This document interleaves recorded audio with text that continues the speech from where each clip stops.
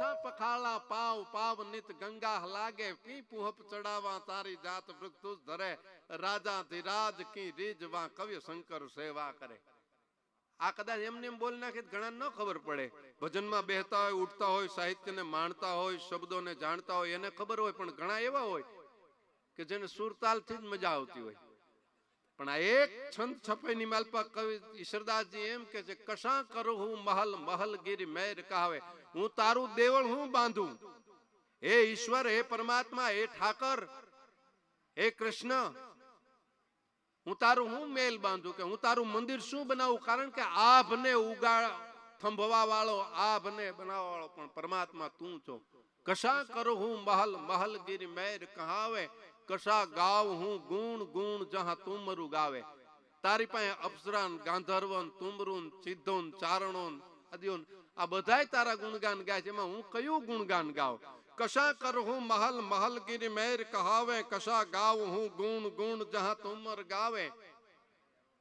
અને મેલા કી ધનમાલ શ્રીજી ચરણા આગે, તારી પાસે હું કઈ રકમ મૂકું? કારણ કે ખુદ લક્ષ્મીજી જ તારા પગ દબાવે છે. એમાં હું તારી પાસે કઈ લક્ષ્મીનો ઢગલો કરું? ખુદ લક્ષ્મીજી છે એ તો તારા ચરણ પખાળે છે, તારા ચરણ દબે છે. મેલા કી ધનમાલ શ્રીજી ચરણા જાગે, કશા પખાળા પાવ પાવ નિત ગંગા લાગે. તારા ચરણ છે એ કયા પાણીથી હું ધોઉં? કારણ કે તારા નખની માલપાથી તો ગંગા નીકળી છે, તારા અંગૂઠા માલપાથી તો ગંગા નીકળેલી છે. તો હું કયું પાણી લઈને તારા પગ ધોઉં? હું તારી સેવા કરું?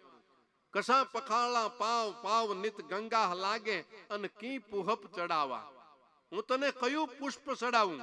કારણ કે 18 ભાર વનસ્પતિને ઉગાડવા વાળો ખુદ તું છો. આ બધા ફૂલને ઝાડને ઉગાડવા વાળો તું છો. એમાં કયું ફૂલ લઈને તારા ચરણોની માલપા મારે આવું? કી પુહપ ચડાવા પરિજાત પારિજાત વૃક્ષ તુજરે, અને રાજા ધીરાજ કી રીજવા કવિ શંકર સેવા કરે. આ ખુદ સરસ્વતી આ બોલવાની તાકાત હે ઈશ્વર તે આપેલી છે. શબ્દો તે આપેલા છે, વાણી તે આપેલી છે. તો કયા વાણીથી હું તારા વખાણ કરું? એક કવિતની માલપા એટલું ઈશ્વરદાસજી કહે છે, કશા પખાળ કશા કર હું મહલ મહલ ગીરી મેર કહાવે, કશા ગાવ હું ગુણ ગુણ જહાં તુમરું ગાવે. આમાં હું શું કરું?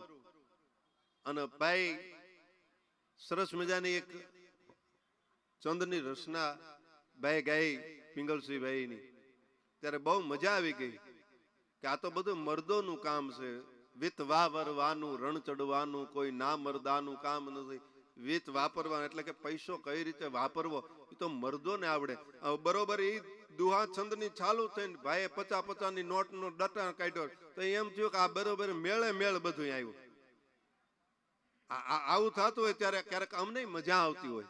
નકર ભલે અમારે લેવાના ન હોય, અમારે તો બેંકના મેનેજર જે ગોળે હોય, મેનેજરને ગણવાના હોય, એને ખાલી પગાર લેવાનો હોય. એમ અમારી માથે રૂપિયા ગમે એટલા આવે, અમને નક્કી કર્યા હોય એ લેવાના હોય. આ બેંકના મેનેજર જેવું કામ છે. આખો દીમાં બેંકનો મેનેજર ગણતો હોય કરોડો રૂપિયા, પણ લેવાનો હોય એને જે કઈ પગાર હોય એ જ તે. એમ અમારે તે જે કઈ નક્કી કર્યા હોય એ જ લેવાના. બાકી આ તો બધા તમારી શોભા છે. અને અહીંયા જે કઈ મોગલ છોરું તરફથી અહીંયા કઈ બક્ષિસ આવે છે, અહીંયા જે કઈ ભેટ આવે છે એ તો માના મંદિર માના ચરણોની માલમાં અર્પણ કરવાના છે. કાર્યક્રમ જે અહીંયા મોગલ છોરું કાર્યક્રમ રાખ્યો છે, અહીંયા કેટલા મા ઉપર કેટલી બધા એને ભાવના કે બધાય કોઈના કોઈ રીતે પોતપોતાનીથી મદદ આપે છે. લાઇટ વાળા હોય તો ભલે, સાઉન્ડ વાળા હોય તો ભલે, મંડપ વાળા હોય તો પોતાનાથી બનતી એ આમાં સહાય કરી છે. 50,000 થતા હોય તો કે 25,000 ને 25,000 થતા હોય તો કે 15,000 ને 15,000 થતા હોય કે 5,000 ને બધાએ ઓછા ઓછા કર્યા. બોલો શું કામ? કે માં મોગલના પ્રતાપના હિસાબે, માં મોગલના હિસાબે. એટલે એવા આજના સંચાલનમાં મને આ થોડોક દોર હોપ્યો છે. પણ હવે તો ભાઈ શું કામ શરૂઆતમાં ભાઈ મુક્તિદાનભાઈ આવ્યા નહોતો એટલે મારે આવવું પડ્યું, પણ મુક્તિદાનભાઈ આવી ગયા છે. અને હવે આપણે ભજનના દોર તરફથી જઈ ભાઈ વિશાલભાઈ વરુ, આપણે થોડોક જુદા માહોલની માલમાં જઈ ભાઈ વિશાલભાઈ વરુ એમને સાંભળવા છે. તો અમારે બહુ વર્ષો અમે આરે વગાડ્યું છે ને ગાયું છે એવા નરોત્તમભાઈ વ્યાસ વર્ષોથી આ ભાઈ લગભગ મારા ખ્યાલ પણ 30 વર્ષથી વાહ વાહ દેવસુરભાઈ ને રજૂ કરો. દેવસુરભાઈ નો પણ વારો હવે જલ્દી આવી જશે હો ભાઈ. હવે જે બાકી 3 કલાકાર છે ને 3 કલાકારને એકદમ જલ્દી જ રજૂ કરવા છે મારે. એટલે દેવસુરભાઈ ને પણ રજૂ કરવાની ચિઠ્ઠી આવે છે. સૌના ચાહક હોય, જે જેના ચાહક હોય એને એની વાટ જોઈને બેઠા હોય કે ફલાણો કલાકાર ક્યારે આવ્યો તો આપણે સાંભળીએ. અમુક બીજાના ચાહક હોય કે ઈ ક્યારે આવે તો સાંભળીએ. અમુક બીજા એમ હવના ચાહક હોય કે ભાઈ ફલાણો આવે તો આપણે જલ્દી સાંભળવું છે, ફલાણા ભાઈ જલ્દી આવે તો આપણે સાંભળવું.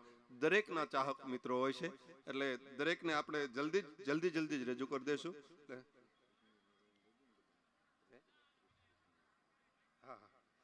એટલે હા, દરેકને આપણે જલ્દી બધાને સાંભળશું.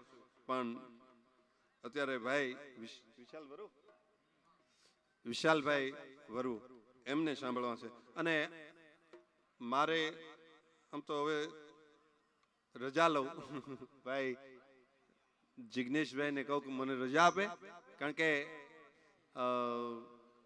આજનો કાર્યક્રમ જેનો છે એને આપણે માણવાના છે. છતાં એક મારી આમ તો અરજ છે અને થોડીક મારે ગરજ છે. બે વાત છે, અરજ છે અને ગરજ છે. એટલે એક નાનું એવું 2-3 કડીનું ગાવ, પણ 2-3 કડીમાં જોઉં મારી ઉપર કોઈક રૂપિયા નાખવા આવજો એમ મારે જોવું પડશે ને.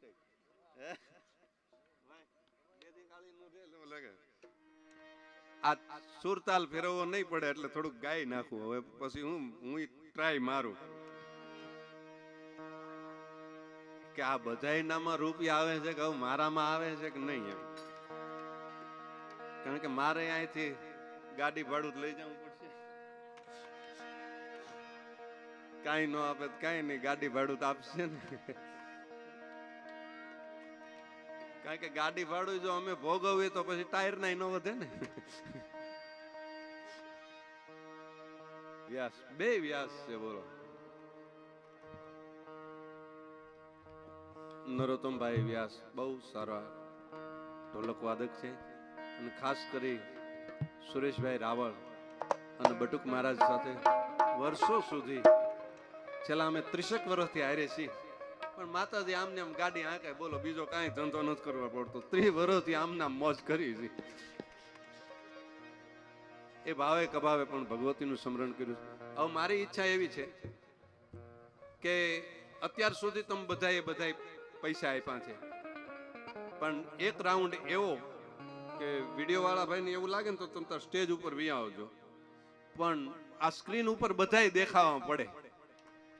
મારી ઈચ્છા એવી છે સ્ક્રીન ઉપર પૈસા નાખતા હોય એવું બધાય દેખાય, જેથી કરીને વિડીયોમાં યાદી રહે. એટલે મને જેવું આવડે એવું થોડુંક ગાવ, 2-3 કડી 5 મિનિટ કે પછી 7 મિનિટ, ત્યાં સુધી બધાય આવજો વધાવવા.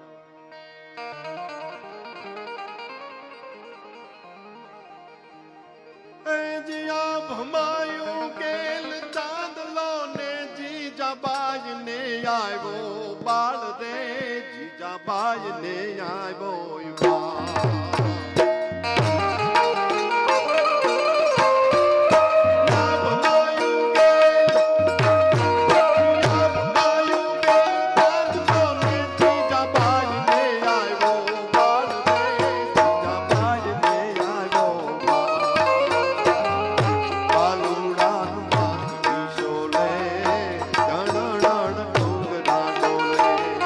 માતા જીજાબાઈ ઝુલાવે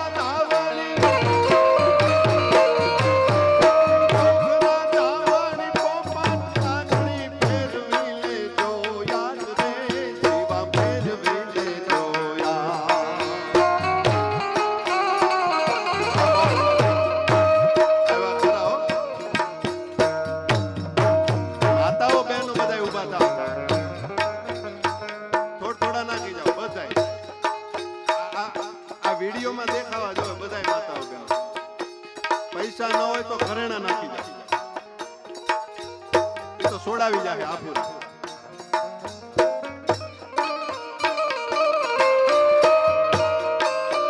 આમ તો પહેલી વીણીનો કપાસ છે ને વધારે આવે, પછી બીજી વીણીનો થોડો આવે, પછી છેલ્લી વીણી તો થોડીક હોય, ડબકા ભેગા કરવાના. મારે આ ડબકા ભેગા કરવાના છે.